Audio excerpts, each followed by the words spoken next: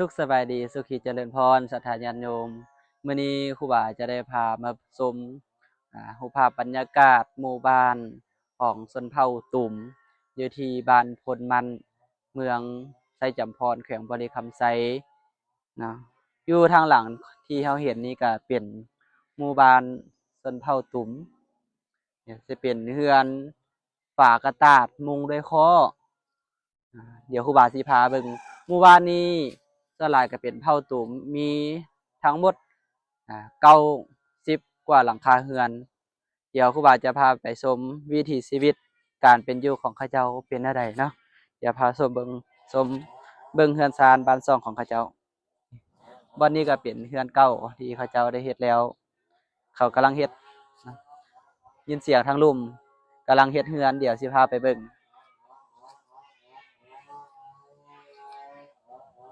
เรือนส่วนหลายก็จะเป็นทรงแบบนี้เนาะทรงยกสูงขึ้นมาต้นบักม่วงก็เป็นมากหลายม่วงไข่เดี๋ยวพาไปเบิ่งไปเลย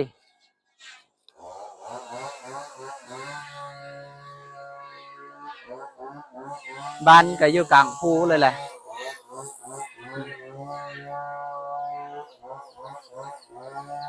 มาใกล้ๆเลยก็ได้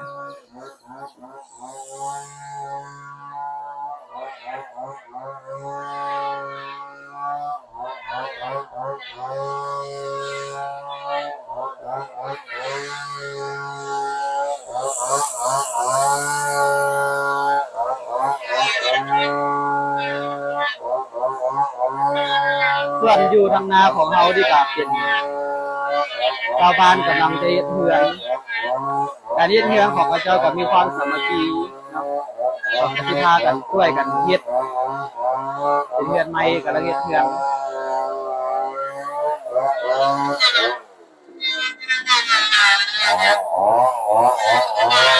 ตัวนึงก็กบตัวนึงก็เรื่อยไม้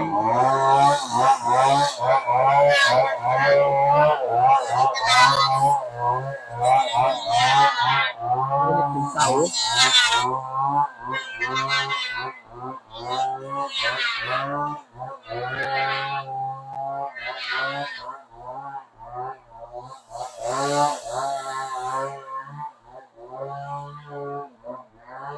ส่วนทางลุ่มนั่นก็เป็นแม่น้ำ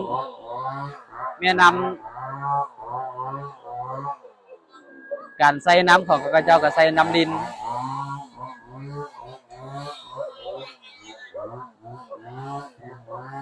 หลวงพ่อขึ้นไปทางใดมาเนาะ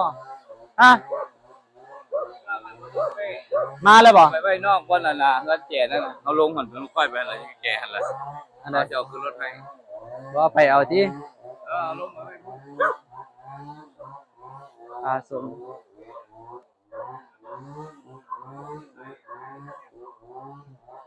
นี่ก็เป็นเฮือนของเขาเจ้าทางลุ่มก็เขาเฮ็ดเป็นแท่นหินไว้ส่วนทางเทิงก็เป็นเฮือนยกสูงอยู่ตามสันเขาเลยเนาะนี่ส่วนทางลุ่มก็เป็นแม่น้ำจาดทางลุ่มเป็นวังสงวนของเขาเจ้าเดี๋ยวพาไปเบิ่งช้างเผือกนี่แหละช้างเผือกอยู่ในหุบเขา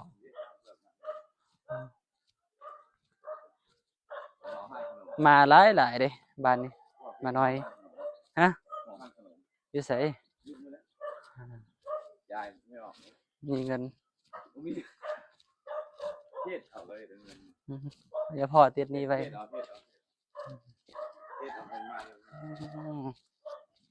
ผู้บ่าวผู้สาวเพิ่นกำลังนั่งดิน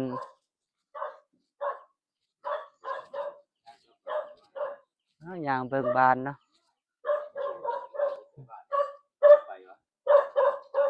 ยิงไปได้ไหมยิงไปเบิ่งสร้างเผือกในหุบเหี่ยวป่าเขานะ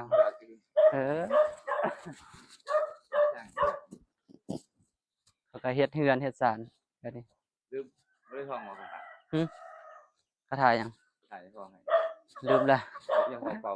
ด้านหลังให้เอาไว้เอาลูกบ่ใช่บ้านเจ้านี่ คือทางคาถานาหามกลางสามเมตรเลยจมกับเรือแล้วก็เป่าลุกปุ้งปังเลยไข่แตกนี่เป็นทางทำฮันนี่เลย อันนี้ ดัง เป็นเฮือนที่เขาก่อเนาะปูนก็หามายากเมื่อวานนี้ไปเห็นเขาเอาหินไปเฮ็ดเฮือน เขาลงไปเอาอยู่ลุ่มพุ่นละหิน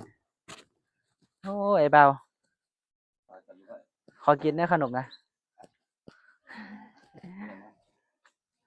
ร้านขายเครื่องวะนี่เรื่องก็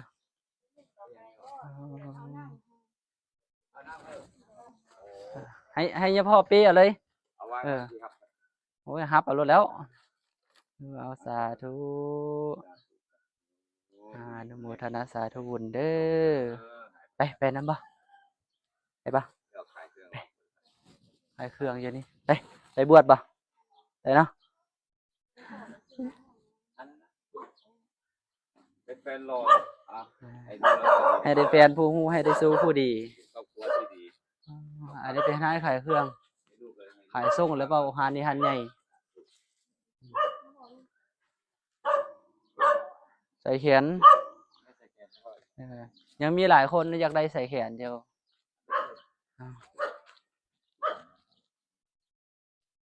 อันนี้ก็แม่นหันขายเครื่องคือกัน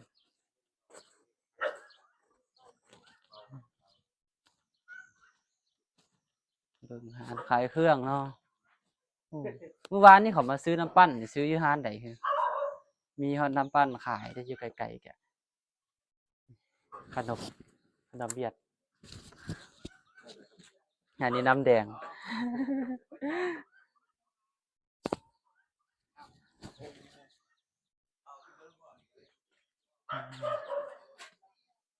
มักเผ็ดมักพริกน้ำตาลกระเทียมกะขึ้นนอละ กระเทียมเข้ามาใกล้ๆเลยเอาไปปลูกก็ได้นี่นะ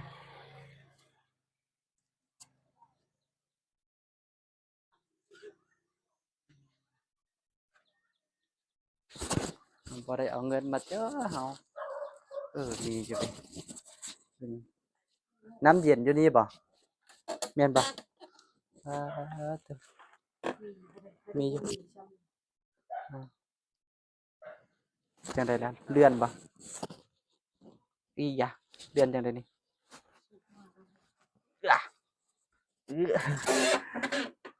ตั้งไข่ทักกันอันดับมาเลยไอ้นี่บ่เติมพลังเอาไหมเบาบ่ไม่ตัวนี้สิเอาบ่ได้ติตัวหัวเสือนี่เบิ่งมีสะบอกกะลอกกะแลมแต่ลูกสาวเพิ่น นี่บ่ โอ้ขึ้นเพิ่นกันแล้ว โอ้มาอยู่แป๊บเดียวได้ลูกสาวแล้วถ้าใดไม่ออกเบิ่งเงินกันไปเราเดี๋ยวพอใจเงินเนาะฮะ ย่างอะไรบ่มี อ้าวของซื้อของขายเนาะฮะ อะไรแจกกันเขาเลยนี่ลูกเลยพ่อกินไปช่อง โอ้วัฒนาบุญน ไปเอาเครื่อง ำเอาสาธุเด้ออนุโมทนาสาธุเด้อขอให้เป็นบุญกุศลให้มีแต่ความสุขความเจริญมีโชคมีลาภมีสุขภาพแข็งแรงปรารถนาสิ่งหนึ่งประการใดก็ขอให้ได้ดังความมุ่งมั่นปรารถนาทุกประการทำมาค้าขายสร้างลูกผู้คืนร่ำรวยเด้อสาธุ เอาจะว่า นำเพิ่นถวายเนาะไป บอกเพิ่นสิไปส่งครับ บ่ย่างไปเอาติ บ่ให้เอาเครื่องขึ้น เรียกไปรถนะ8กิโลมักสบายอะไรสบายมาหลายละ นี่อันนี้ก็นำที่เพิ่นถวายกี้นี่เนาะเอ็มร้อยอันนี้ของเท่าอันนี้ของเอ็มนี่สิลองวอเตอร์อันนี้วอเตอร์สู้กำลังเอ็ม150นะอีมีขนมแลกเป็นเดียวไปเฮาแลกเป็นเดียวเขามีขนมก้อนที่ซื้อมากี่บ่เอาบ่ แม่นอะไรนี่หาป่ะเมมเมมเมมเมมเปลี่ยนเดียว ถูกแม่ถูกก่อน กำบ่ได้เม็ดสำเอ็นนั่นเลยเฮ้ยได้เม็ดเอาเอาเสื้อถุงก่อนตัวนั้นเสื้อถุงก่อน เส้นนี่เส้นนี่บ่มี ไม่ใส่เฮ้ยมือเปลี่ยน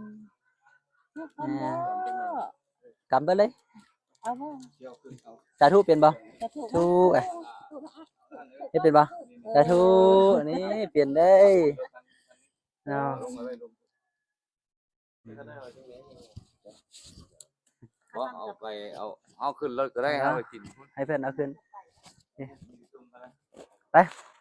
เอาไปพี่เฮาเดี๋ยวเอาให้ขึ้นรถมันก็ได้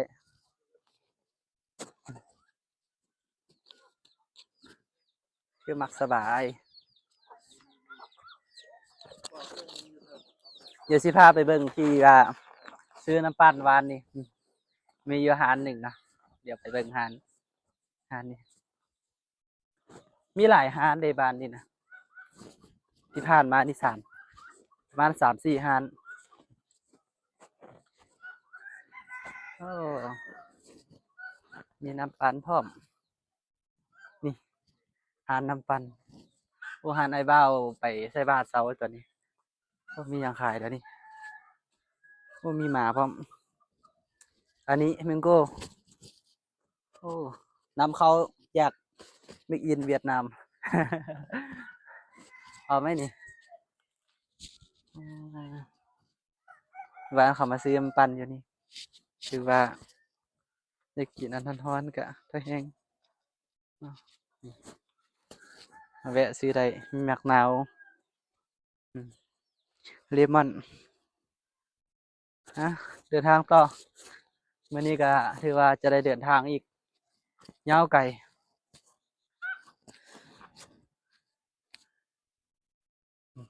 เงินซานของเขาเจ้าก็สิเฮ็ดไปตามภูตามสันภูนั่นนี่เลยอยู่ในร่องเขาหุบเขา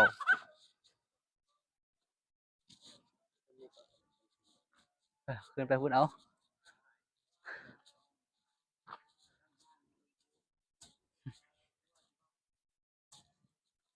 นี่อยู่นี่มีมะม่วงสุกอ่ะนี่มานี่ไปเอาปะโอ้ยเอาจับเงินมาอยู่บ้านมีแต่ยาเว้ยเอามาใจมะม่วงนี่เอามาเห็ดอยู่นี่แล้วนี่อันนี้ก็แม่นอีกว่านี่เนาะอันนั้นมีกี่ได้สินะ 2 โลมาอุดหนุนมะม่วง ห่วยเอาหลายแท้เมาเบิดนี่บ่ได้ปะ คันเพิ่นให้ เอา แล้วก็ไว้ขายผู้อื่นนำเนาะ จะแล้ว เอาอุดหนุนลูก โอ้ ค้า หามันก็หลายดอกโดนได้เห็นเท่าหนึ่งโลละ50เนี่ยพอไอ้100,000 2 ใบ ให้60เลยเอารถดีให้ผมเนาะให้ลูกสาวหังให้มีให้ทำให้คุณอันนั้นให้เป็นเศรษฐีจะเป็นเศรษฐีมากมายเนาะ ขอทิปแต่อันนี้เด้ออืม เอ็กซ์ยังไงลูก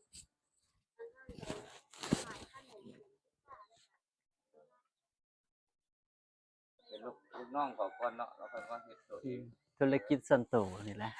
อาแม่เอาแม่ ฮะให้หิ้วไปอีก กูว่านี่จะรถ โอ้ แม่กับสิคนใส่กับพ่อแล้วอยู่กับลูกตา อืม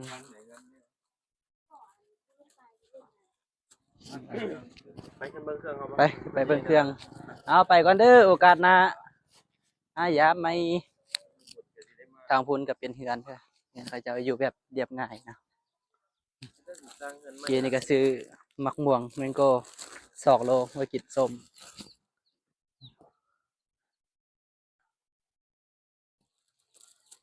กินมักม่วงปะเอาปะอะสุกแล้วเราสาธุนี่มีเช้านี้มาล้างนาอยู่วันนี้ละกอกน้ำเฮือนเขาเจ้าก็เ เป็นเฮือนฝาไม้กระตาดเป็นมุงด้วยข้อหรือว่าหญ้า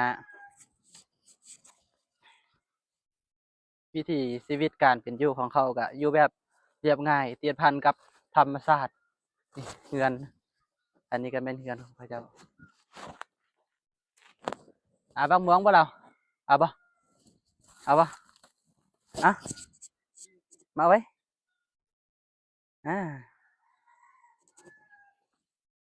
สาธุเป็นบ่สาธุนบมือดูสาธุเป็นบ่สาธุนี่เฮ็ดเดียวสาธุว่ะบ่เข้าใจภาษาเนาะไป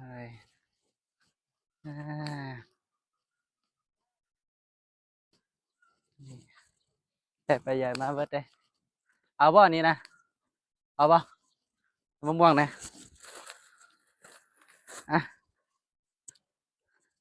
จะได้ให้แบ่งกันกินสาธุเอาคนนั้นดิ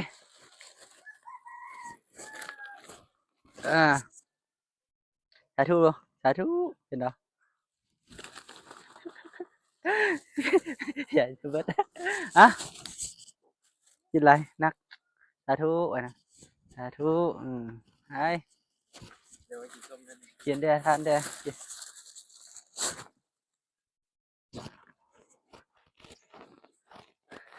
เงินเฮ็ดเป็นแถวไปพุ่นเนาะเงินนะขึ้นทางนี้เหรอ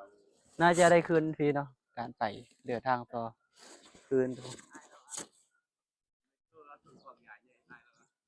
โอ้อยู่พี่ก็มีฮานหลายเนาะ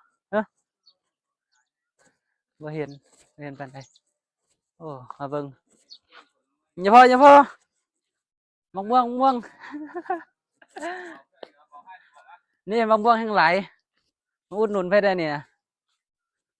ขายน่าได้มะม่วงนี่เนาะโล20,000โล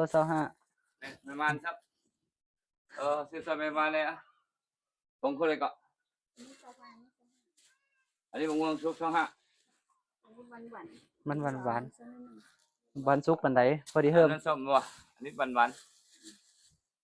2 ถุง50ได้บ่นี่เอากำไรให้ไม่ออกครับเนาะ2 ถุง50เนาะเงินกันเอาเครื่องลงมาไว้นี่ลูกนี่กล่องนี่เดี๋ยวพอจะเอาขึ้นรถให้แล้วอุดหนุนมะม่วงเอาไปเก็บลงมาเครื่องแซ่บบ่เอาเครื่องลงมาก่อนเย็นไม่อยู่บ่เย็นแล้วสุดท้ายโหไม่พอเลยใส่มา ลงมาจะรักษาคนเด้อ250เนาะเติมต่อ60เอาให้ออกลูกง่ายเด้อเอามันไหลให้ลานเห็นเด้อให้หลานน้อยว่าเอาวางไว้แถวนี้จะได้ลงมาเอาจะได้ชิมเอาบ่สิเอาลงไว้ที่ไหนเด้อเอาเครื่องไปเอาเครื่องไปเอาเครื่องกันขึ้นกระลงแล้วตัววางต้นละมันฝากไว้เด้อที่ลงมาบ่สิเป็นภาระให้พวกเจ้ากลาง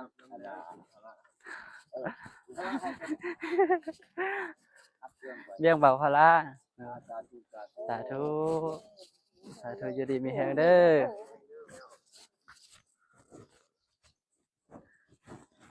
อันนี้เป็นเฮือน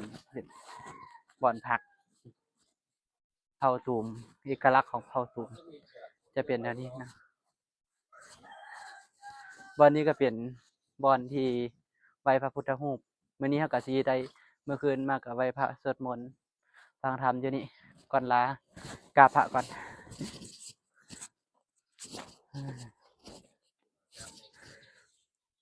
กราบเพื่อป่ะสาธุเพราะเป็นที่เคารพนับไหว้ของประชาชนบรรดาเผ่าอยู่ในแถวนี้เนาะ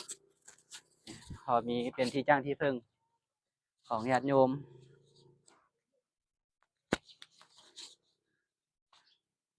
เพราะเขาได้ฮู้เพราะว่าส่วนหลายจะเป็น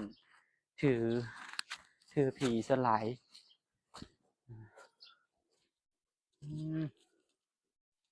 น้อยนี่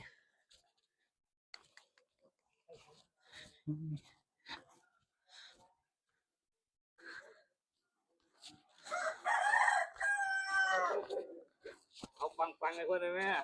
ตามโตเอาเครื่องไปดู วันนี้เลยค่ะเอาวาง ได้เตรียมเดินทางเตรียมตัวออกเดินทางได้ เกือบ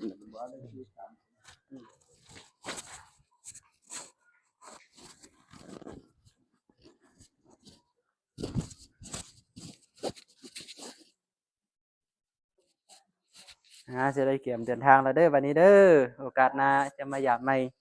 จะดีมีแฮงผู้ใดก็ได้ รายการเลย ปิดรายการเลย